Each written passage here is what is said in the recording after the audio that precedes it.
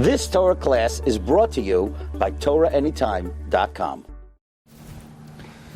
Okay, everyone, we're going to continue in Mishna Daf Hashavua, Siman Aleph, Seif, Zayin, Seif Zayin through Tes. Kishe Yisayim, Parshas Ha'oila. When you finish saying the Parshas Ha'oila, Yoimar Yiratzim Ufanecha, Sheyezech Chashuv, Umakubal, Ki'ilu Hikrafti Oila. V'chein Yoimar Achar Parshas HaMincha V'Hashlamim. You say it should be your will that this is considered as if I was makriv in oila, and you should say that after the mincha and after the shlamim, because these korbanos come as an adava. So in other words, why are you saying this tefillah? Apparently because mehechi teisi am chayiv in oila, mehechi teisi am chayiv in mincha, maybe I'm not chayiv in shlamim, so you say a tefillah. Even though I don't have any specific idea that I'm obligated to bring these korbanos, it should be considered that I'm giving these korbanos as a sort of a generous offering before you. But the Mechaber does not say to say this tefillah after the chatos. Why not? Because the Mishnah Berura says, "Aval achar parshas hachatos if katan yirches lo yoymar ken lefi sheina banadava elam ken avar aver shechayav malav chatos." Unless you know that there's a sin that you're chayiv chatas, and then it seems like you do say that tefillah. V'chein asham v'asham taloi kaimalon de'inaba b'nadava. Likewise, the asham and the asham taloi, we hold that it's not ba b'nadava. Now, I think in the Siddur Maslik Midvash, even though they don't give you the parshas of the korbanos that the Mechaber is talking about, but by Ezehu Makaiman, after you say the oila, there is a little Yehiratza, and after you say the chatas, there is a little. After you say the shlam, there's a. Now I don't know where that comes from. I guess you ain't going to say the psukim. At least you're saying the Mishna, and that should be in some way a form of being makar of these korbanos. The achroinim kasu b'shem Rashal, the yesh shleimer afla achar chatas v'ashem Yehiratza. The Achroinim bring in the name of the Marshal that you should say after the Chatas and the Asham Yehiratzain, Rak sheyomer b'lshon safek. Just you say it in a unsure language. Dahainu Yehiratzain mofanecha im avarti avera shechayav imaleh chatas sheyezeh nechshav ki'ilu kravti chatas ve'im lav yekakar b'Torah uchahagavna yom gam ken achar parshas Asham. So the Marshal says that there's a stipulated language. You say, Banisham, if I'm chayv chatos, this should be considered like a chatos. I'm not chayv chatos, then this should be considered like Talmud Torah.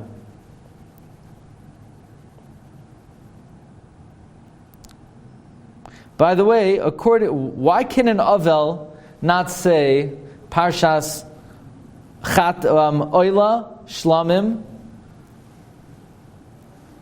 Why can an Avel not say these Parshios?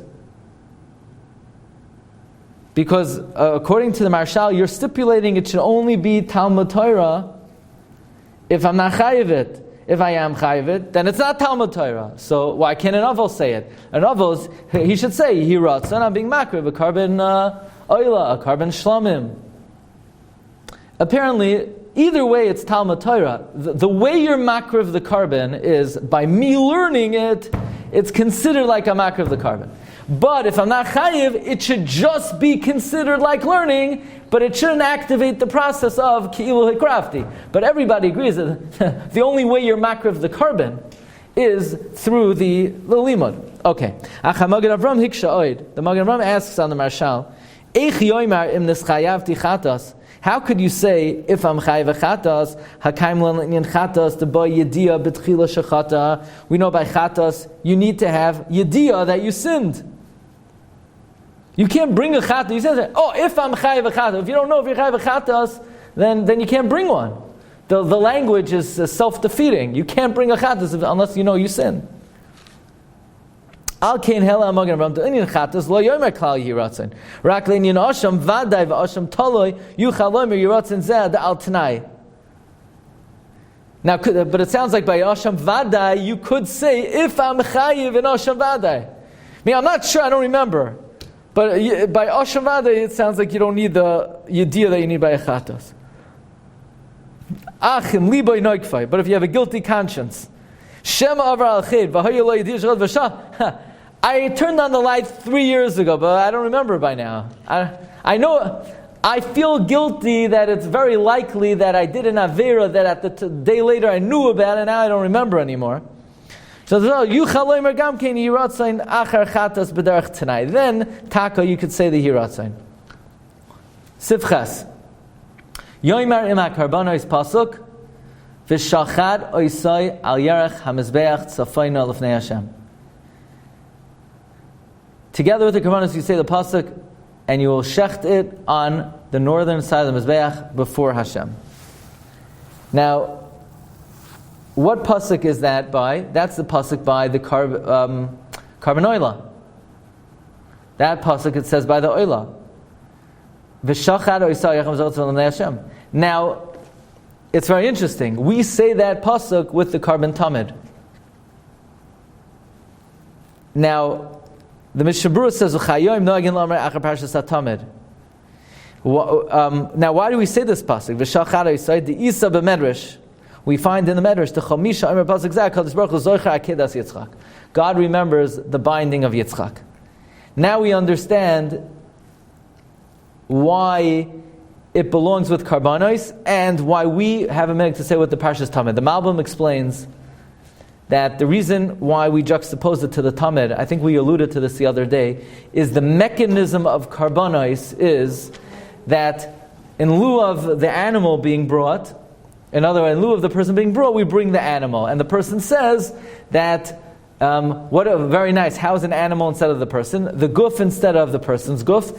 And the person says, I would be willing to offer my nefesh to Hashem. You know, a big talker, you would be willing to. Who says, who says you would be willing to offer your nefesh for Hashem? So Yitzchak Avinu at the Akedah established that a Jew would be willing to offer himself to HaKadosh Baruch Hu. So for all Korbanos to work, you need the Akedah. The Akedah sort of was the hakdama to all Korbanos. So the way the Korban Tamid works is Hashem is Zoicher Akedas Yitzchak, and then we're able to bring the Tamid. So anyone who says this pasuk by the Oila, Hashem remembers Akedas Yitzchak. Sif Tes. Yesh Noyagin Loimar Parshas Hakiyar. Some have a custom to say the parsha of the Kiyar. V'achar kach Parshas Trumas Hadeshen. V'achar kach Parshas HaTamid. Some have this minhag. It's interesting. By the other Korbanos, the Mechaber quotes the Lashon of the Torah. Toiv, it's good. It's a good thing. He doesn't say that people have a minhag to do it. Here, he says Yesh Noyagin. And this comes from the Orchos Chaim, based on the Medrash, that some have a minhag to say the Kiyar, and then the Trumas Hadeshen, and then the Parshas HaTamid, and then the Parsha of Mizbeach Miktar Ketores, and the Parsha of Samani Aktores V'Asiyasai. We'll discuss more when we do the Shana Halachos, but the bottom line is, Shulchan Aruch doesn't say that it's an obligation. Reb Chaim says the Tamid is Kemat Chiyav. It's practically an obligation. Okay, Rabbi Sai, so we're going to hold it over here this week, and B'ez Hashem, next Monday morning we'll continue in Siman Beis, and enjoy the rest of the Moed. And Yevamis Daf Kuf Aleph Amud Beis tonight at probably 10 p.m. Kol Tov. You've just experienced another Torah class brought to you by TorahAnytime.com.